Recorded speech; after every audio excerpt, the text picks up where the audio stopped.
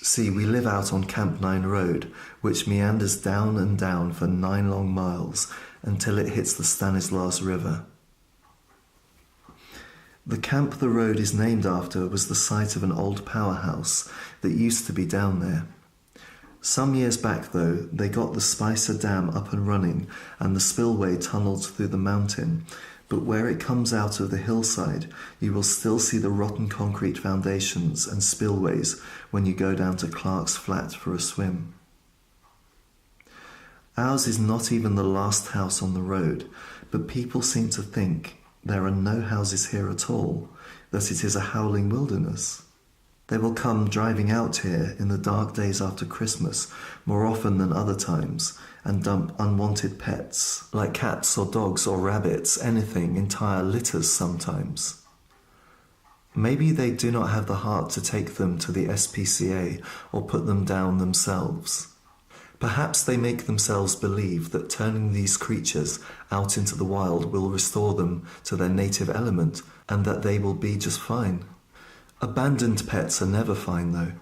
No more than you would be if someone placed you in the middle of the Kalahari and said, "Go figure." If something does not eat them the first night, they will make their way over to the next house they see because houses and people are all they have ever known. It takes a while for them to lose faith in their two-legged relatives. Cats, once they make it through week 1, turn wild and become a worse plague than any possum or raccoon. Great-grandpa, being very fond of birds, the quail and blue jays and the robins, would shoot at wildcats any time he had a clear line of fire. As an army veteran, he was a passable marksman, and over time the birds became so carefree under his tutelage that cats that did make it onto the property had a very easy time with them. The birds did not give them much trouble, you could say. This one time, out on Camp 9 Road, I passed a bush full of roosting chicken.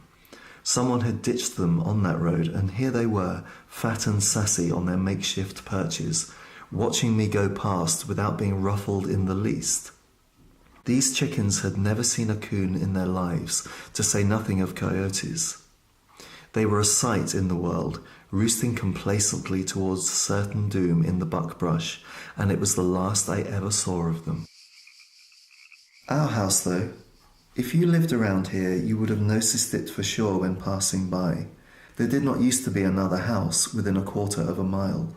It still stands out, though, because it is the oldest house, and surely the prettiest, at least from outside. Together with the Calaverse Hotel, which was built in the mid-1800s, it is one of the few two-story buildings in this town of crackerbox houses and trailers. This being gold rush country, what people call the Mother Lode, Calaverse County, California. Sutter's Mill, where the first gold was found in 1849, is not an hour north of here towards Sacramento, past Moke Hill and Jackson, and you will find abandoned claims and shafts all through these hills. Old flumes still carry water around the mountains for the sluices of people dead in the ground these 150 years. There is actually an active gold mine over at Carson Hill near Angel's Camp, raping the earth with toxic tailings higher than a cat's back. Some of the quirky place names here date back to gold rush times, like Chinese Camp, which was just that, a roundup for cheap foreign labour. They say the lives of the Celestials were so absorbed by mining gold that their kin on the other side of the Pacific said Gold Mountain whenever they meant to say America. No doubt this house was built by someone fabulously well-to-do, what with its flagstone fireplaces and mantelpieces and the carved wainscoting, just like a movie set. When it was built, late in the 19th century, there must have been redwoods growing right around here still, because it is built entirely from this kind of wood. It seems unlikely that anyone back then would have hauled lumber up from Mendocino or somewhere on the coast just to make sure their stinking house was redwood.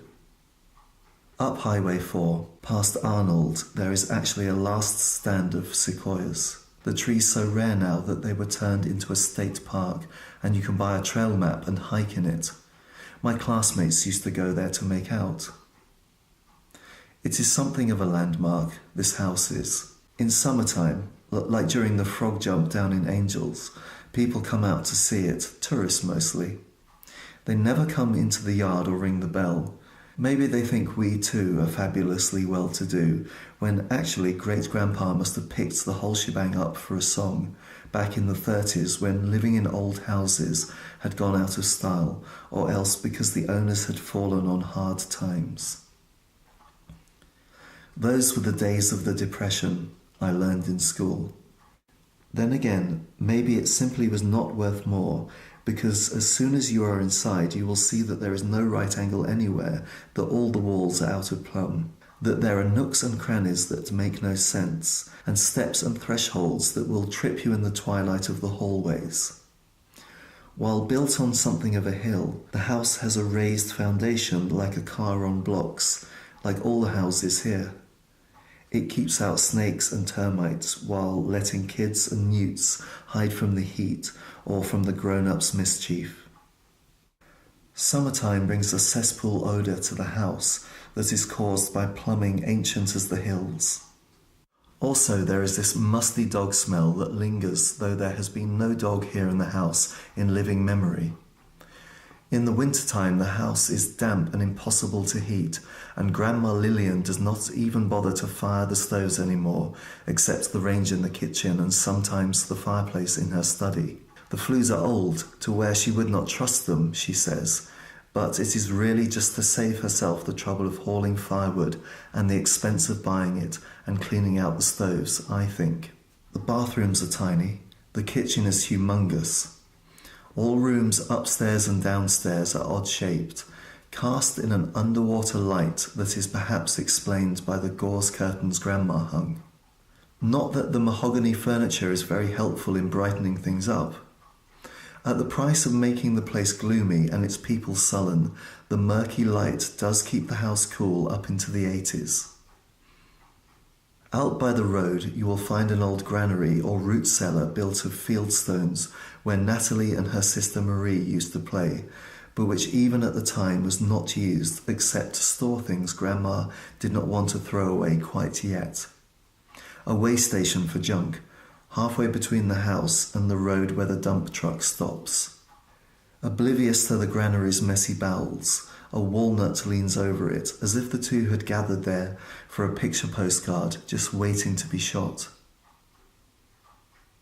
Over on the other side of the driveway, there is a long, low-slung shed-type structure with no doors, a sort of monster carport for all the garden implements, the tractors and the trailers and hoppers and stuff. It is split up into stalls, and in the stall closest to the driveway, coated with a powdery dust, sits an old Mercedes with dual headlights on flat tires, black and evil as a tank, a grim reminder of Grandpa Louis.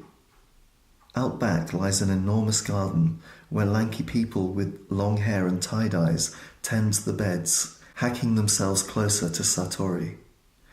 Grandma always calls them the gardeners in front of others and the hippies when we are by ourselves, never confusing her nomenclature. However she may feel about them, she does appreciate that they have not missed a payment since they started renting the garden from Grandma. As far as I know, they live in old school buses on a land trust out on Cedar Creek, close to San Andreas. So these are not locals. They always leave at night and never come into the house, except to pay the rent.